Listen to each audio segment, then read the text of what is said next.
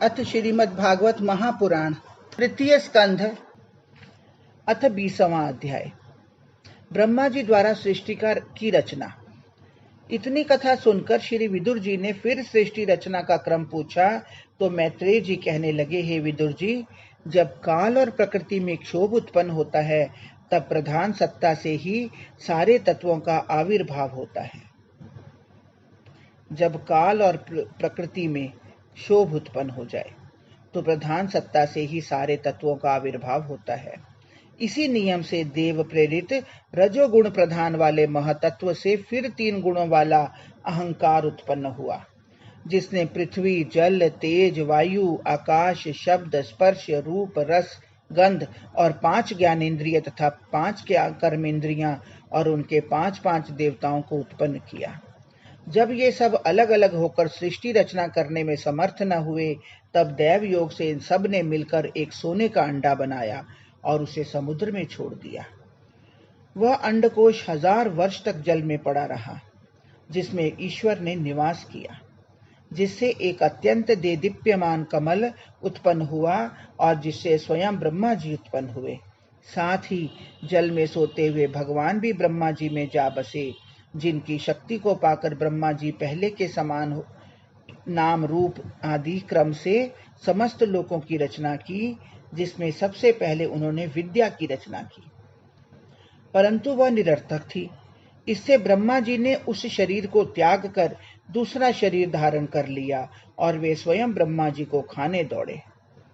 ब्रह्मा जी ने कहा, तुम मुझे क्यों खाते हो? मेरे पूर्व त्यागे हुए शरीर और उसके तेज को ग्रहण करो। राक्षसों ने उसी अविद्या अर्थात अंधकार रूपी देव के शेष रूप रात्रि को ग्रहण किया।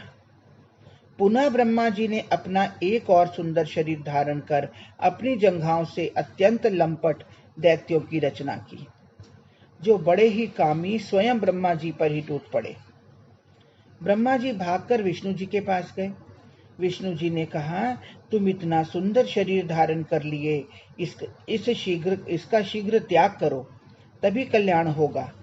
ब्रह्मा जी ने अपना वह शरीर त्याग दूसरा शरीर धारण करने किया।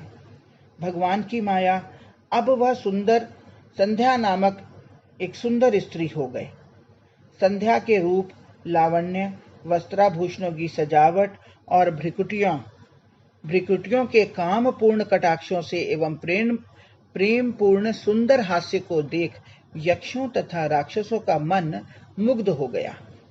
संध्या हाथ में गेंद उछालती हुई बड़ी लचक से मार्ग पर चलने लगी। कामी दैत्य उसे घेरे हुए चल रहे थे। संध्या के मोहिनी जादू से कोई उससे लिपट भी नहीं सकते थे। उस समय ब्रह्मा जी ने अपने दूसरे रूप एवं कांति से गंधर्वों और अप्सराओं के गणों को उत्पन्न कर दिया।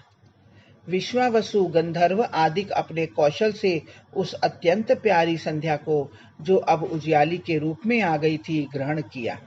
पश्चात ब्रह्मा जी को आलस्य आ गया और उन्होंने अपना किंचित नेत्र बंद किया तो बहुत से भूत पिशाच उत्पन्न हो गए। ब्रह्मा जी की जमुहाई को उन भूतों ने ग्रहण किया। वही जमुहाई प्राणियों में इंद्रियों की शिथिलता है और वही निद्रा तथा उन्माद भी है। फिर ब्रह्मा जी ने अदृश्य होकर साध्य तथा पितरों को उत्पन्न किया और उन्हें अपना अंतर्धान नामक शरीर दे दिया। फिर ऐसे ही उन्होंने किन्नरों और किम पुरुषों को भी उत्पन्न किया तथा इन सब के विकास की अब उन्हें दूसरी चिंता हुई। अब ब्रह्मा जी अपना एक विशाल शरीर धारण कर सोने लगे। फिर क्रोध से उन्होंने उस शरीर को भी त्याग दिया। तब जो उस शरीर से उसके केश गिर पड़े थे वे सब सर्प हो गए। उन्हें देखकर ब्रह्मा जी बहुत प्रसन्न हुए। फिर ब्रह्मा जी ने अपने मन शक्ति से मनुष्यों और ऋषि रूप प्यारी प्रजाओं की रचना की,